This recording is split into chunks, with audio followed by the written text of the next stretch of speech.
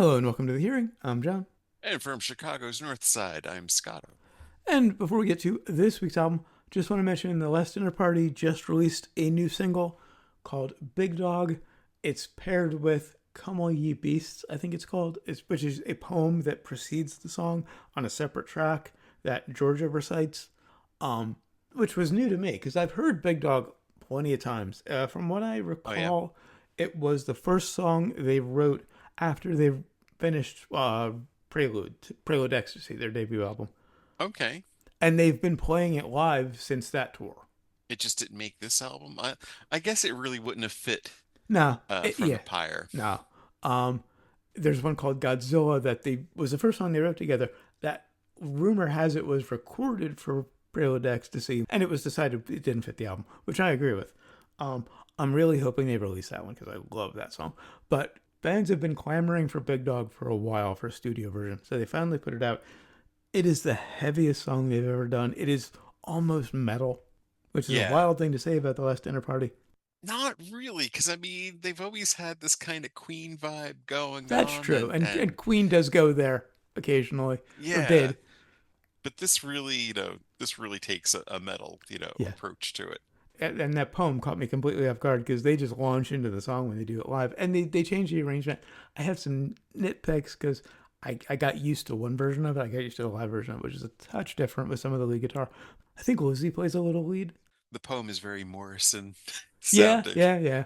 Um, and the poem is meant as an intro to the song, but it's on a separate track, presumably so the song can make it onto radio, and you just get hit with that big chord in the vocal instead of sitting through this long poem. So they're not planning another album or anything No, with they this, just are they? released Pyre. Yeah. But yeah, you go check if you like the LDP or you just want to hear some great loud music. Check out Big Dog and Come All Ye Beasts. And what I said about the poem being separate from the song to facilitate radio play, put a pin in that. We'll get back to it. And finally, on to this week's album, which is from 2026, The Sorry Window by False Advertising. False Advertising are a British indie alt rock band based in Manchester, UK. The Sorry Window is, according to Wikipedia, their, I'll say, third studio album. And I say according to Wikipedia because their previous album, Brain Freeze from 2019, is widely available.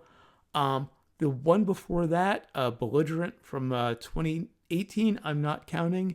It was a Japanese exclusive that was entirely made up of previously released songs. So I don't really count that as a studio album. It was just kind of hobbled together, probably by the record company. But I cannot find hide nor hair of their supposed self-titled debut album from 2015, aside from it being mentioned on Wikipedia. So this one, it took them, they started during the pandemic, so it took, I was just getting to that.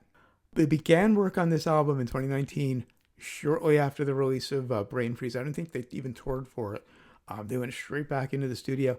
Of course, we all know what happened early the following year that put sessions on hold for quite a while.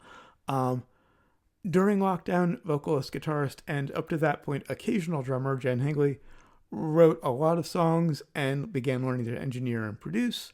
Uh, and that was the origin of most of the album. A couple of songs they had been working on previously. One of them goes back a number of years. One of them they'd done some preliminary sessions for in 2019.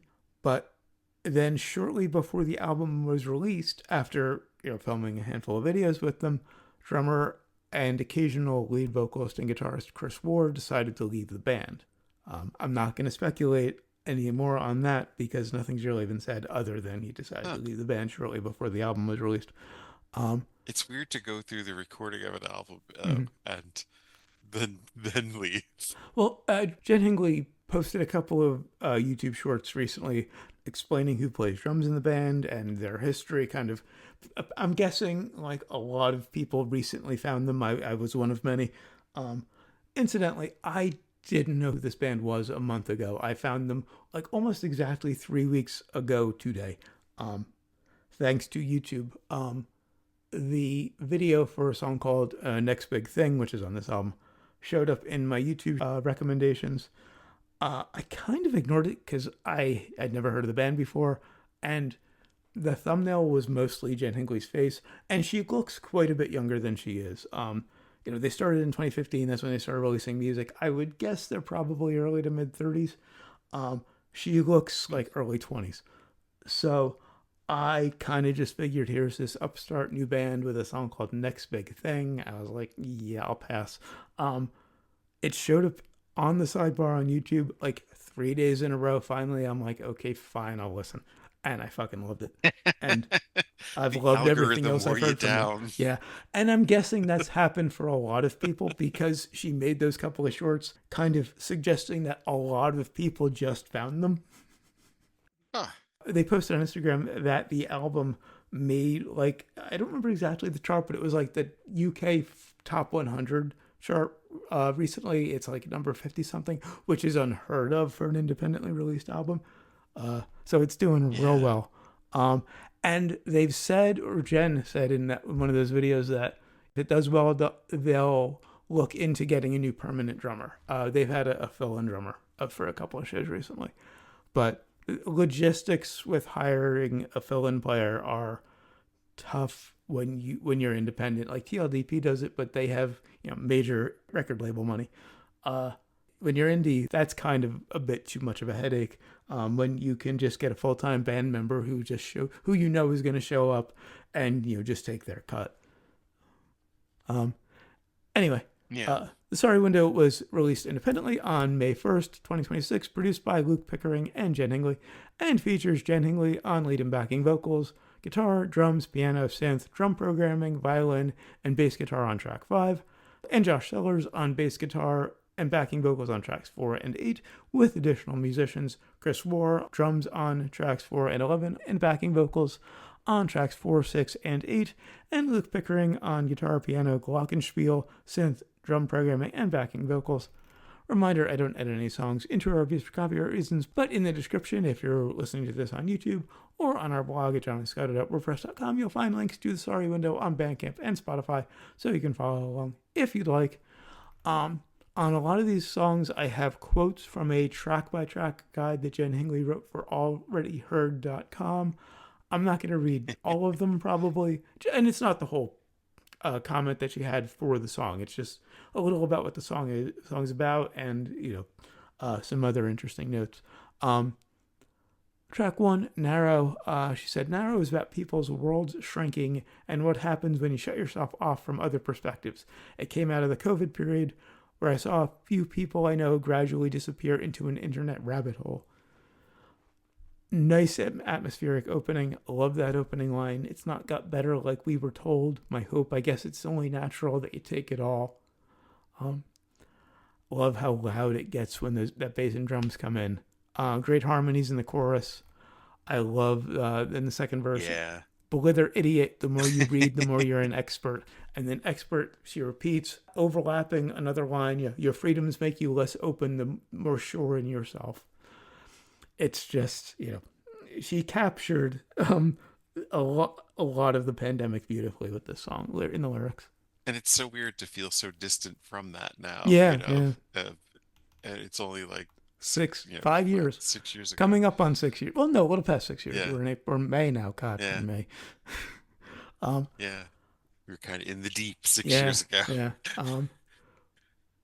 But yeah, love this melody, Mhm. or the counter melody it's got to it, even though it's not going at the same time. You get this whole Smashing Pumpkin, St. Vincent vibe to it. Interesting. I have a St. Vincent reference later. I was thinking of something off of Marry Me, like Okay, yeah, yeah. just the one side of it. Mhm. You know, I guess the other side would be like the Pumpkins from Melancholy, Mhm. when he was still doing some sounds of Siamese Dream and Okay. Melancholy. The guitar work just reminded me a lot of Yeah, that. yeah. And there are so many different guitar sounds on this album. She uses a ton of pedals. Yes. So nice after Corgan. And Siamese Dream a couple of episodes ago, where I was complaining about the one distortion sound. Speaking of guitar, not so much on this, but on later songs. I think I'll get to it in the next one. I hear a lot of Soundgarden. There's a lot of different grunge bands, and yeah, the next one definitely. I'd be very surprised if Kim Thayil was not a big influence on Jen Hingley. And if Yeah, not, I think she needs to listen to some Soundgarden. She might like it. But right, right. But getting back to Narrow, there's a left turn at the very end. It goes into this kind of mellow section with a glockenspiel. I had to hear the song about 8 times before that stopped taking me completely off guard. Although I slightly embarrassed myself in the YouTube comments of it. I and this is a spoiler for my the end of my review, but I bought it on release day. Um, Actually, funny story. It came out on the first, which was a Friday. Uh, they released it at midnight UK time. I'm on the east coast Oh, of the US.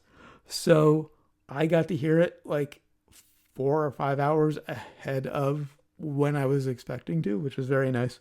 Um, and that Friday was a Bandcamp Friday, so I loved the album, so I wanted to make sure the band got a little extra money, so I bought it on release day.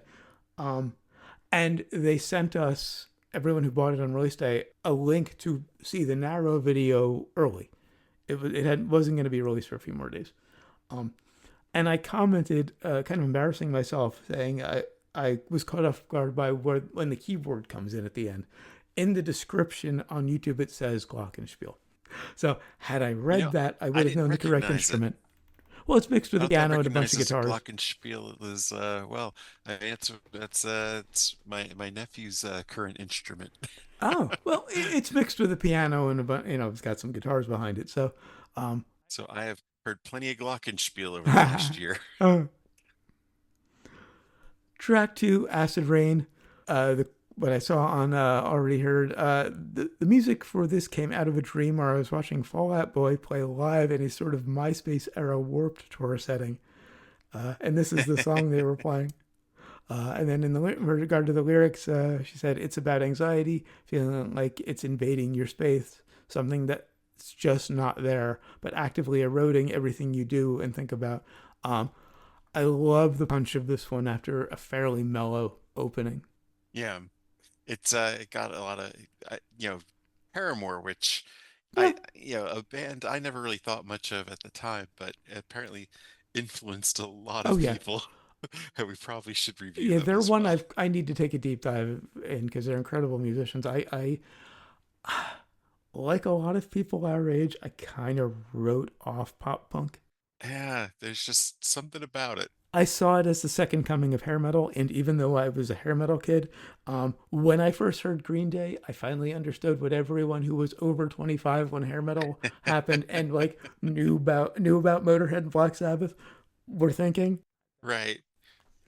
We just took this, thing Uh, that's, to stick it to the man, but we made it more commercially right.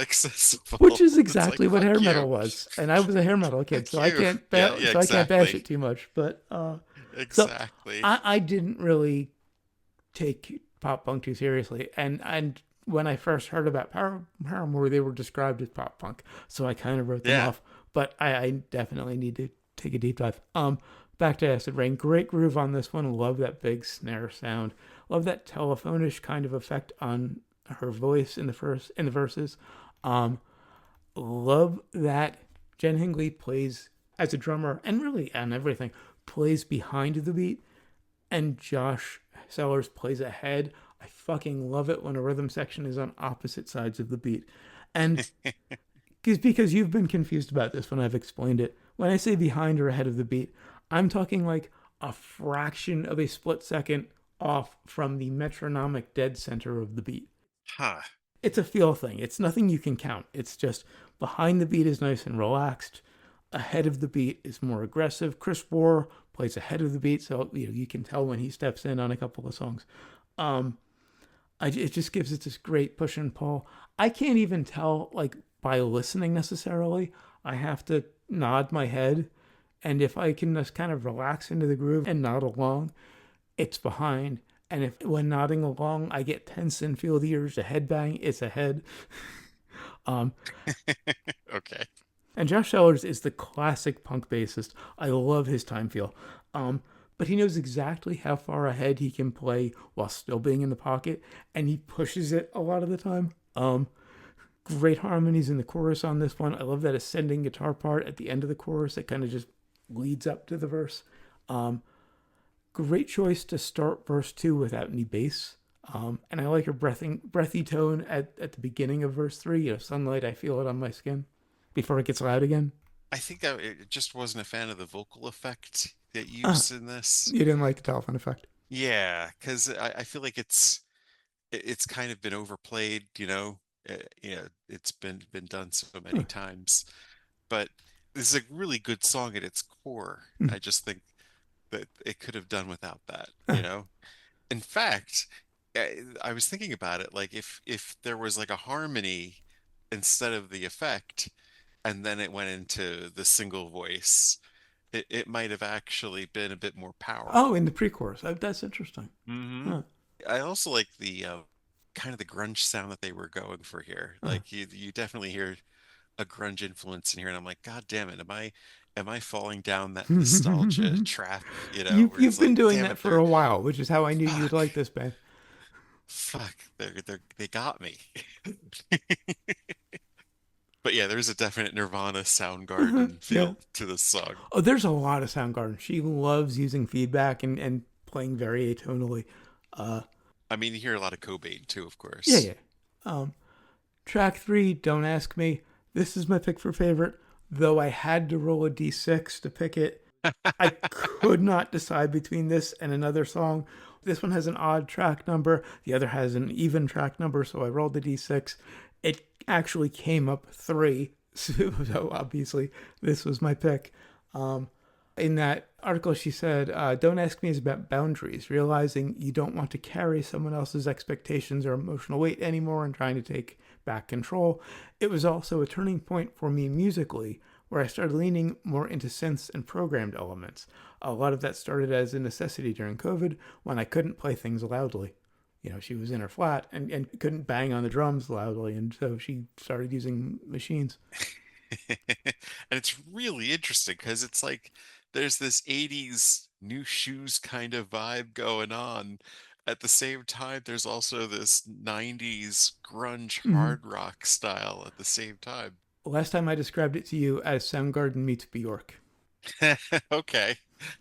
I don't know if I would go Bjork. Bjork is kind of out there. Well, This, she actually name checks Bjork on a different song. But oh yeah. the vocal melody, it to me is very Bjork, and the groove. But of course, all the guitars are very Soundgarden. Now, the interesting thing I found with a lot of songs on this album is that they kind of lose something if you're just listening to them, in the air kind of thing, as opposed to like a good pair of headphones. Oh, okay. You get so Uh much huh. more when and this is definitely one of those Uh-huh. that chorus hits so much harder against the verse Mm-hmm. when you're listening to this with a good pair of headphones, and you might miss it if it's just kind of in the Mm-hmm. background Yeah. somewhere.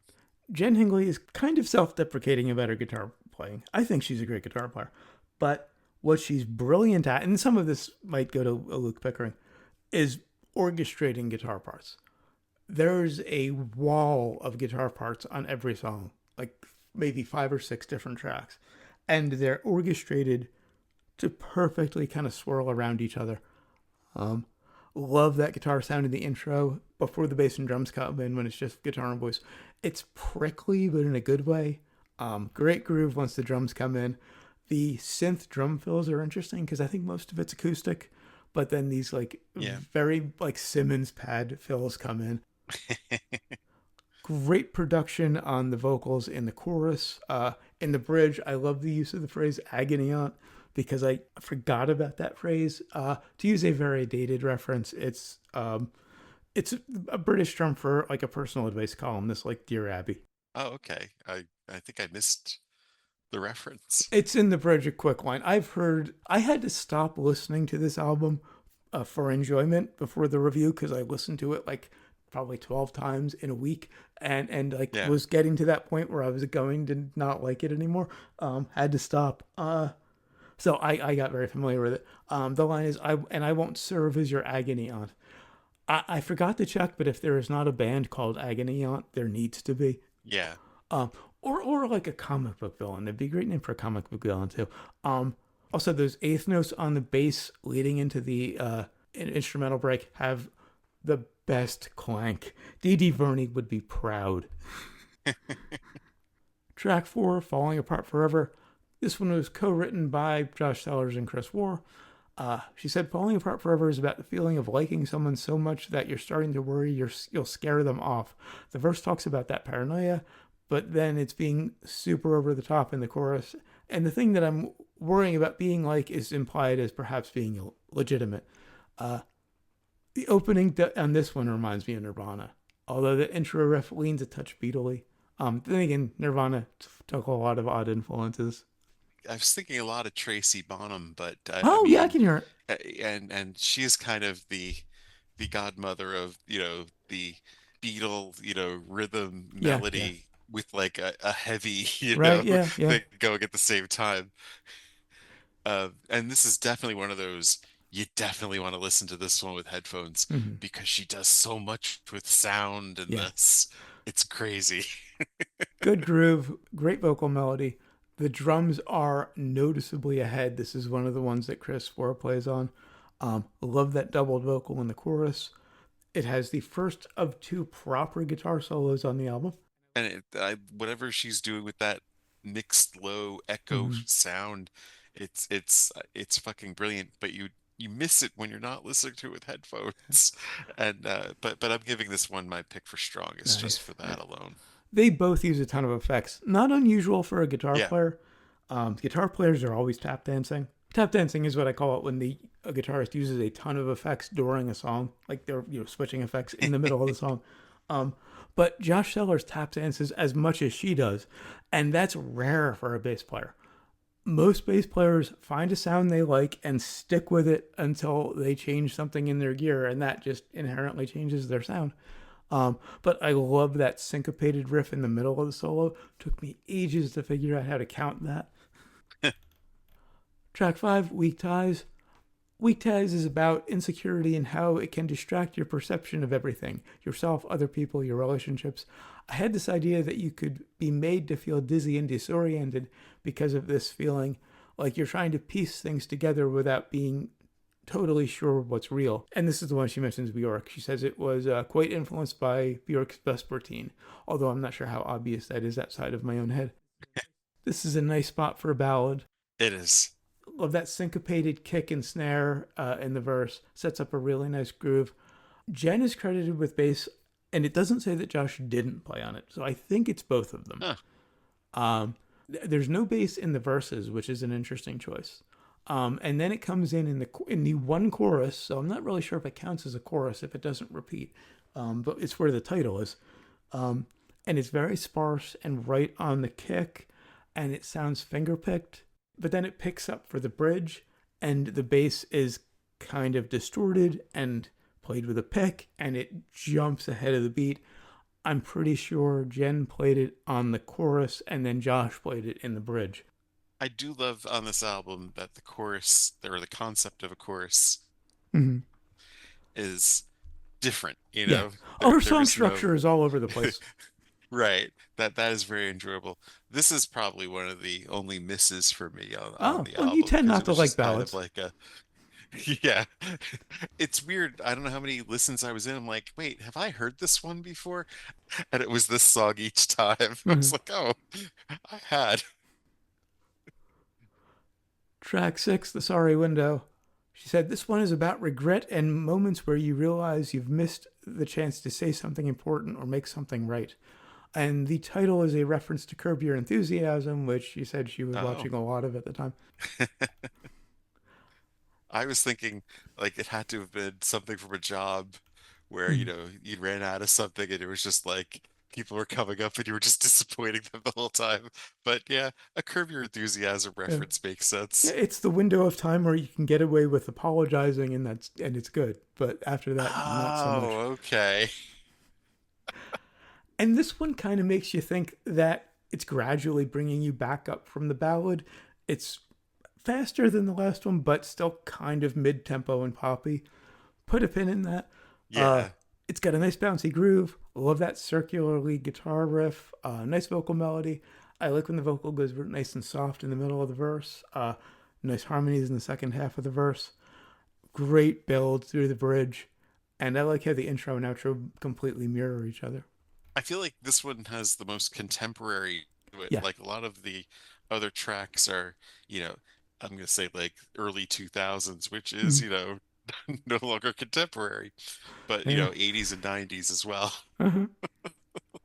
But I do hear some pumpkin influence on the guitar going Yeah, here yeah. too, of course. That intro is very much something Corgan would do, yeah. But probably some of my favorite lyrics from the album. Mhm. Track 7, You'll Never. I remember when I said that Sorry Window makes you feel like it's ramping you up to, get back to the heavier stuff. This is the heaviest fucking song on the album. Yes. She said, this captures the feeling of being under pressure to give up something you care about and the sensible conventional path trying to kind of seduce you and tempt you away from it before you're ready.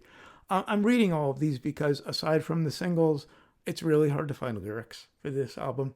Yeah. The singles all have lyrics on YouTube, but I can't find them for anything else. So I'm just quoting her to kind of give you an idea of what it's about. Uh, and I'm going to nerd out on time signatures on this one because I just love the rhythmic specificity. The verse is so clearly in three, most of the verse. And it's often hard to tell if something is in three or six because, where's the one? Right. In this song, it is so clearly one, two, three, one, two, three. Aside from a brief section that comes in a couple times in the verse where it goes to six, and then the chorus is the platonic ideal of 12/8. Like every one of those 12 beats is so clearly accented. And I love how Jen is just spitting the lyrics. There's some great distortion in her voice. Like the verse is definitely it reminds me and one of my other favorite bands of all time, Helmet. Yeah. Um and he probably would have played something in that time signature too. Oh yeah. No. He, Just those squeaky, crunchy guitar sound. yeah. I'm blanking on his name, but the guy from Helmet loves weird Page time. Hamilton. Page loves weird time signatures. Yeah. I mean, who knows if Helmet was an influence? It Mm-hmm. may be a descendant of Helmet that influenced, of course, because a lot of people took his sound. I suspect, given that a lot of the bands we're calling out are from 30 years ago, that there was an interim step. Like Yeah, maybe. they influenced someone who influenced them because when you're dealing with artists who are 20 years younger than we are, they probably weren't Yeah. influenced by the stuff we that was popular when we were in our 20s. I mean, you never know. I'm listening to, I listen to a lot of stuff from like the time I was born or before, Fair, fair. You never know. Yeah, you never know. Now the thing with the helmet sound Mm, though in the verse, they have this really rich chorus to go with it to make this wonderful contrast. So mm, this definitely was close to a pick for yeah. strongest for me because it is a really good song. Mm. Track 8, The Cold Open. The Cold Open was originally written as the introduction to the next big thing, much like the poem on Big Dog. But I quite think late, someone was watching Stranger Things. but quite late on, I realized that it would probably work better if the song started immediately, especially if it was going to be a single. So we split it out into its own track. Yeah, the next note I have is it could be an alternate theme to Stranger Things or Beyond the Black Rainbow. It's just this really creepy melody on this detuned synth with some really nice harmonies. Um, and it's They took 42 some seconds long. journey and kind of distorted it. Yeah. And I was confused because it's called The Cold Open. So before I saw that it was originally intended to be on the next big thing, I'm like, why wasn't it at the beginning of the album? I think the punch of Acid Rain would be really fun after it. Yeah. But then I realized you don't put a 42-second instrumental called The Cold Open at track 8 unless you intend it to be tacked on to the next song or you're just going for a big mindfuck. Yeah. That has to be intentional. So I was glad to see that, yeah, it was intended originally to be the intro to track 9, Next Big Thing.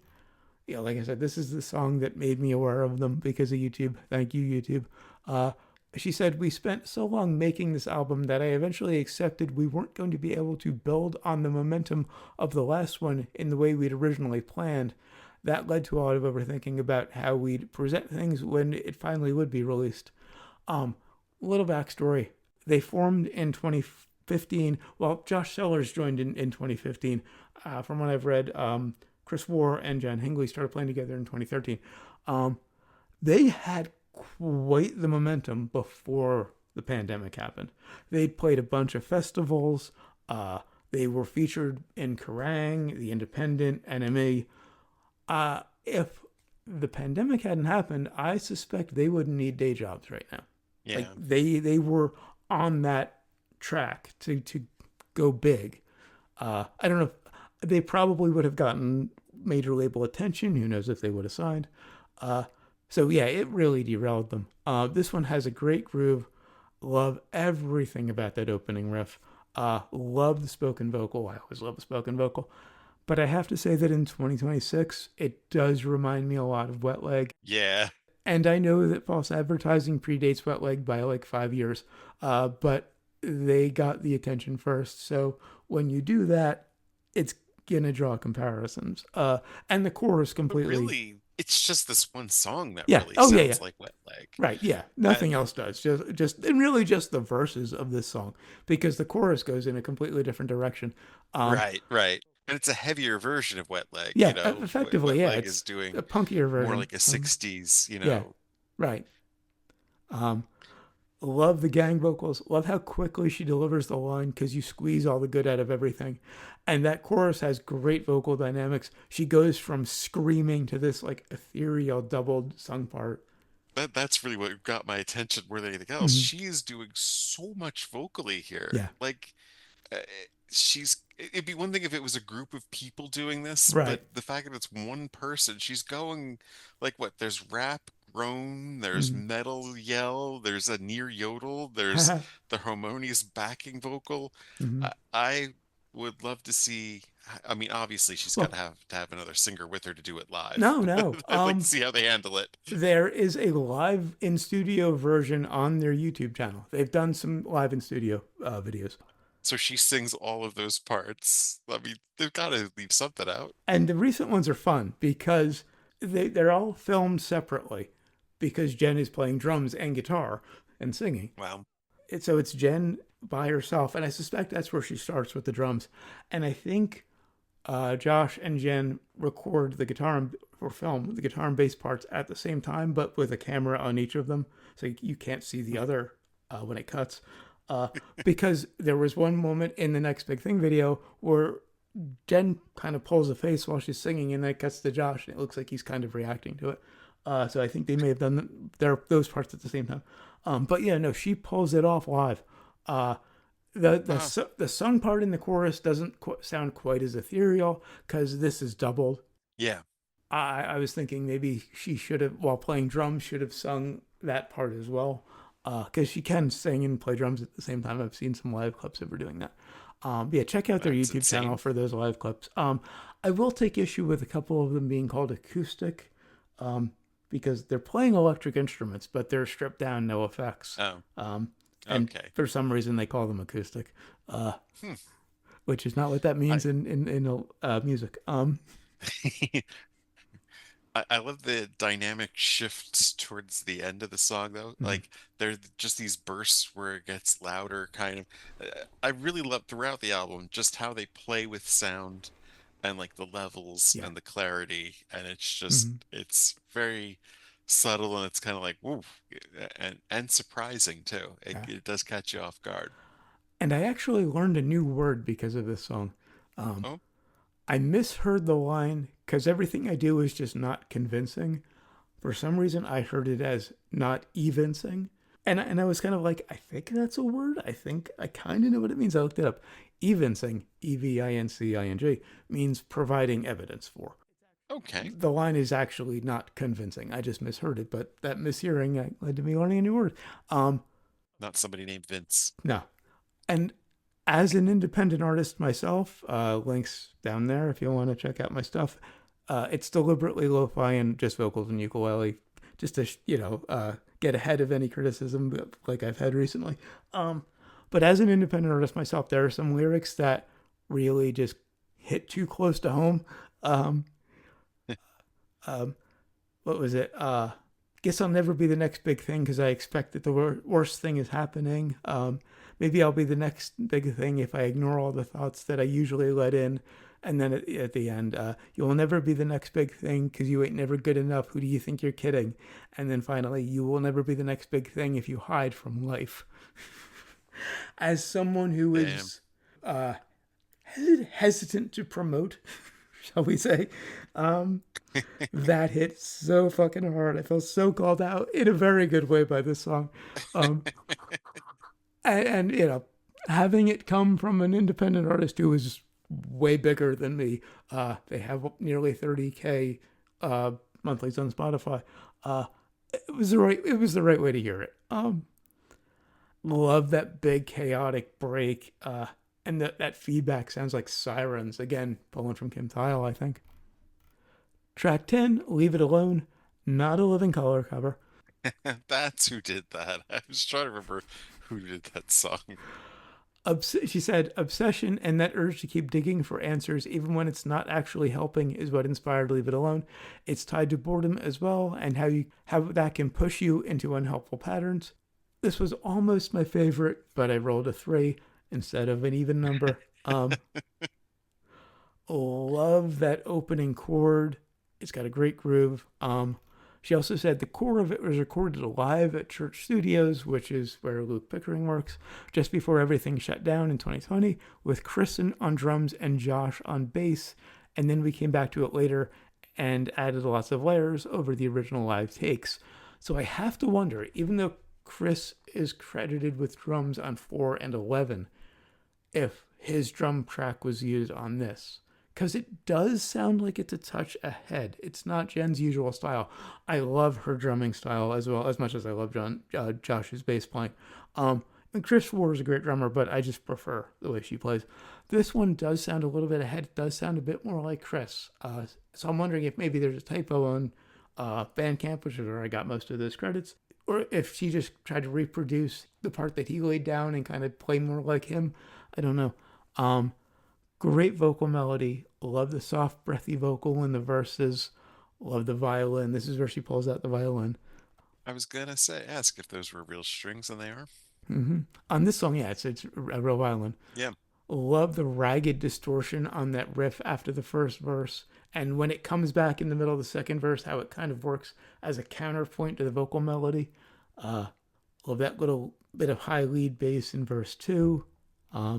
Love all of the noise after the second chorus. It just explodes into this atonal feedback genius masterpiece. And then we get the second proper guitar solo. Again, she's self-deprecating about her playing, but this solo is just beautiful and tasty and very sparse, but every note is just right. I do love the moodiness of this one. And I love how audible that electric piano is at the end. I love an electric piano. Always. That whole breakdown at the end, yeah. I mean, this whole thing could have been a Nirvana song easily, just with the distortions and just. I could see Cobain going, "Why didn't I think of that?" With how it breaks down at the end with the keys and the strings. Oh, and I overlooked a note. The vocal in the chorus is my favorite vocal on the album. She just gets so soulful and pleading. But it almost starts as just a normal power ballad too, and just kind of devolves into that. Yeah, it is just one of the best on the album easily. And finally, Higher Ground, not a Stevie Wonder cover. Another one co-written by Sellers and Moore. She said, it's about how annoyed I get by true crime style programs on TV. I generally find the way they package up this really bad traumatizing thing that actually happened to someone with dramatic music, narration, and shock cliffhangers to be in really bad taste. I feel like this sort of thing should be treated with a bit more respect rather than being presented as entertainment. I am 1,000% with her on that. I do not get the fascination with true crime. It really kind of skeeves me out. It's weird. Yeah. I don't know. I mean, there's so many other things we could be focused on. People getting killed, We've talked about this off air, but I've always found it kind of weird that murder mysteries are used as light entertainment. Well, yeah, I guess that's different. But those are fictional murders, but still kind of weird. Right. Kind of a weird thing to be light entertainment. But actual murders being used as entertainment is just deeply fucked up. Um, And I mean, Midsummer Murders, it's like uh, kind of a goofy, yeah, it's almost comical, yeah, the deaths where they find a different yeah. way. Right. The one I always think of is Murder She Wrote, which I watched a lot as a kid because my Yes. mom loved it. That's late old people entertainment, Yeah. and yet every week someone gets offed. It's just a weird thing to have become late entertainment. Anyway, back to the song. This one's very electronic. This is the one that reminds me of St. Vincent, especially that chorus. Yeah. It is a cool example of 80s and 90s coming together Yeah, again. yeah. Nice bouncy groove. It's surprising that Sellers and Moore are credited with co-writing this one when both the bass and drums are synths. Like there might be Hmm. some acoustic drums in there, but it's mostly synthetic. Of course, it might have all been played in real time by those two, just on synthesizers. Uh, Love the soft vocal in the pre-chorus. Great harmonies in the chorus. Those harmonies in the chorus are insane. It just goes huge. Like there's probably like 3 or 4 layers of voice. Uh, like the distant sound on the vocal in the bridge and how all those vocal layers build as the bridge goes. And just that big 80s feel to it with that pure Soundgarden guitar sounds. Yeah, It yeah, just it I guess it's more of an 80s alt rock, mm, that you could see in there, yeah, which I mean Soundgarden technically was at the end, yeah, but yeah. Nobody really knew them until the early '90s, though. I remember, yeah, Louder Than Love being like Wow. First thing I heard was a lot of high school outshined like people in my high everybody else. school. They were that was Soundgarden was a name scrawled on a lot Nice. of Wow. walls in my high school. Teenage Scott had way more interesting taste than Teenage John. I am I it wasn't me actually doing it, surprisingly. It was somebody else that was a real big Oh, Soundgarden fan, nice. but I was aware of them because of that. Uh, so, do you recommend it? I do definitely listen to this with some good headphones because they Mm-hmm. do some Yes. wonderful things in the studio with sound. It's an instrument in itself, Mm-hmm. and yeah, there's some great songs on here. Yeah, I absolutely recommend it. I wasn't even aware of this band a month ago, but they've already become one of my favorites. And that's it for the Sorry Window. Until next time, when we'll be reviewing the self titled debut album by The Doors, always remember, never forget, wherever you go in life, there There you you are. are.